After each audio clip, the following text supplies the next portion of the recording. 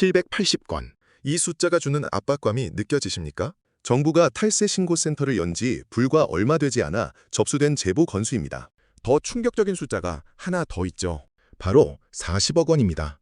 누군가 당신의 비밀을 국가에 알렸을 때 받을 수 있는 최고 포상금 액수라는 겁니다. 이제 부동산 거래는 우리끼리의 비밀이 아닙니다. 40억 원이라는 거액의 로또 번호를 맞추려는 이웃들의 차가운 시선 속에 놓인 겁니다. 예전에는 내 집 현관문을 닫으면 그 안은 누구도 침범할 수 없는 견고한 성벽이었습니다. 하지만 지금의 아파트는 사방이 훤히 들여다보이는 투명한 유리 상자와 같습니다. 정겹게 인사를 나누던 이웃사촌은 이제 당신의 자산 출처를 의심하는 잠재적 감시자가 되었습니다. 엘리베이터에서 마주친 앞집 사람이 속으로는 당신의 아파트 구입 자금을 계산기 두드려보며 40억 원짜리 당첨권을 꿈꾸고 있다면 어떠시겠습니까? 국무조정실이 발표한 이번 데이터는 단순한 경고가 아닙니다. 구체적인 계좌 내역과 증거를 동반한 정밀 타격이 시작되었다는 뜻이죠. 나 하나쯤은 괜찮겠지, 혹은 설마 이웃이 나를 찌르겠어? 라는 안일한 생각이 당신이 평생 일구원 자산을 한순간에 무너뜨릴 수 있습니다. 저는 여러분의 소중한 재산이 이런 허망한 제보 한 장에 허물어지는 것을 결코 원치 않습니다. 날카로운 팩트보다 더 무서운 것은 바로 내 주변에 침묵하는 시선이라는 점을 명심하셔야 합니다. 그렇다면 이 수많은 제보 중에서 국세청이 가장 먼저, 그리고 가장 집요하게 칼날을 들이대는 핵심 타겟은 대체 누구일까요? 놀랍게도 그 비극은 우리가 가장 믿고 사랑하는 가족 간의 따뜻한 거래에서부터 시작되고 있습니다. 과연 그 실체가 무엇인지 바로 확인해 보시죠. 부모가 자식에게 건네는 현금 1억 원. 과연 이 돈이 완벽한 비밀이 될 수 있다고 믿으십니까? 국세청은 여러분이 안방에서 조용히 건넨 그 돈의 꼬리표를 이미 다 읽어내고 있습니다. 이번 탈세 제보의 가장 큰 비중을 차지한 것이 바로 부모의 사랑으로 포장된 무신고 증여입니다. 자녀가 고가의 주택을 살 때 부모로부터 몰래 받은 자금을 신고하지 않았다가 수억 원의 세금을 추징당하는 사례가 속출하고 있죠. 여러분의 돈은 이제 투명한 유리 상자 안에 갇힌 것과 다름없습니다.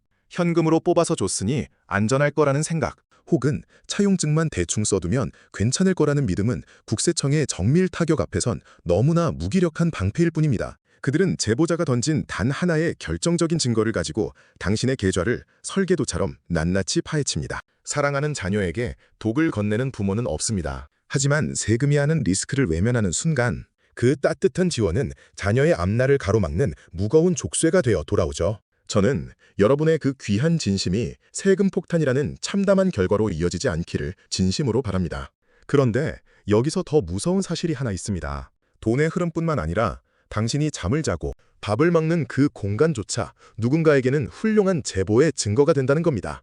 서류상으로는 완벽한 1주택자였던 누군가가 왜 단 한 장의 진술서 때문에 한순간에 무너졌을까요? 그 소름 돋는 유령의 집 이야기를 지금 바로 시작합니다.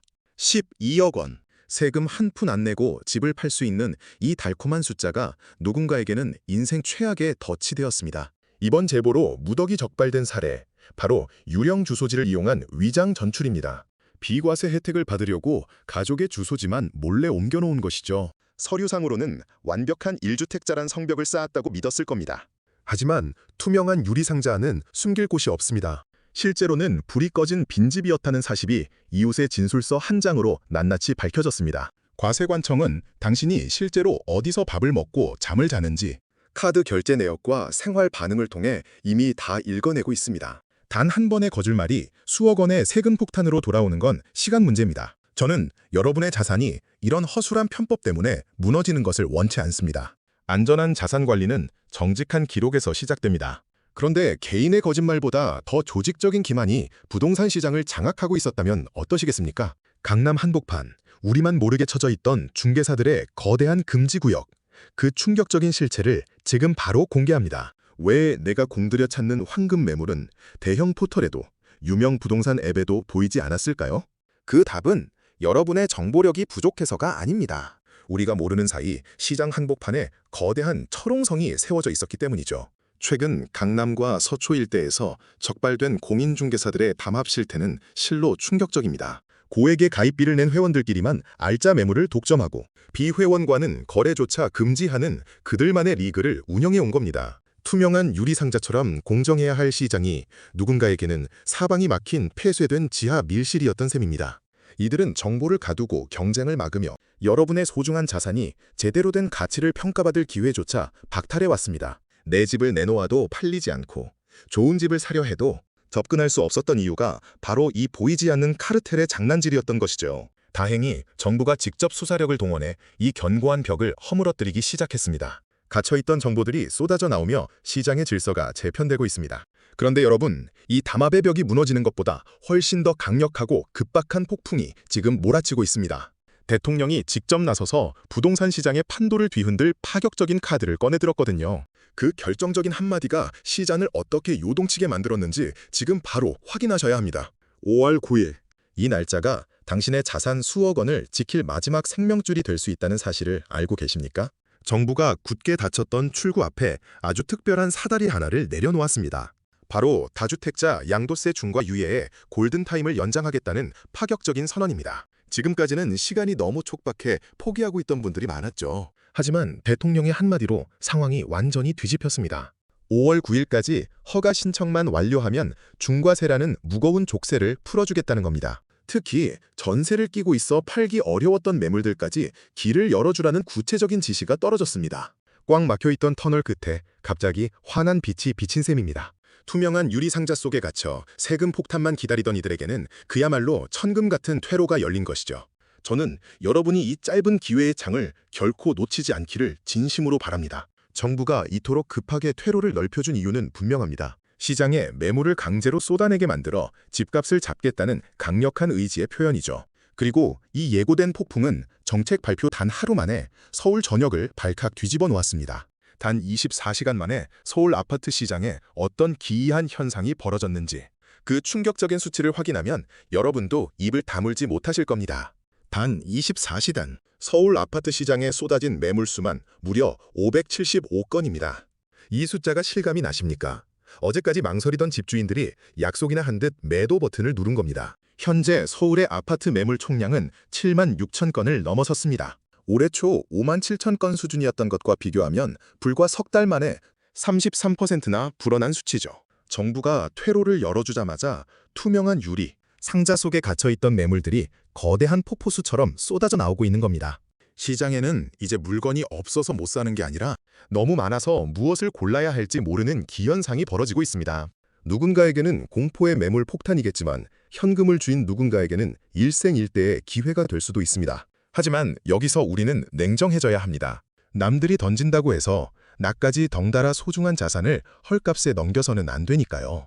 지금 이 현상은 단순히 공급이 늘어난 것이 아닙니다. 다주택자들이 쥐고 있던 마지막 카드를 시장에 내던지는 절박한 몸부림입니다. 그런데 이상한 점이 하나 있습니다. 서울 전역이 매물로 뒤덮이고 있는데 유독 동작구와 서초구만은 이 폭풍을 비껴가고 있습니다. 모두가 도망치는 이 시점에 왜 특정 지역은 오히려 매물이 줄어들며 빗장을 걸어 잠그고 있는 걸까요? 그들이 숨기고 있는 진짜 정보, 그 소름 돋는 차이를 지금 바로 확인하셔야 합니다. 모두가 지금이 기회다라며 매물을 던질 때 왜 누군가는 조용히 빗장을 걸어 잠그고 있을까요? 서울 전체 매물이 하루 새 575건이나 늘어나는 폭풍 속에서도 동작구와 서초구의 매물은 오히려 줄어들었습니다. 이것은 단순한 우연이 아닙니다. 투명한 유리상자 안에서 벌어지는 고도의 심리전이죠. 지금 시장에 나온 7만 6천 건의 매물 중 상당수는 세금이라는 족쇄를 풀기 위한 절박한 탈출입니다. 하지만 핵심 입지를 쥔 이들은 이 소동을 유리상자 밖에서 관망하며 자신의 성벽을 더 높이 쌓고 있습니다. 여러분의 자산은 지금 어느 쪽입니까? 남들이 던지는 분위기에 휩쓸려 소중한 황금알까지 함께 던지고 있는 것은 아닙니까? 아니면 세금 공포에 질려 꼭 잡아야 할 기회를 놓치고 계신가요? 시장의 숫자는 거짓말을 하지 않지만 그 숫자가 만드는 공포는 종종 진실을 가립니다.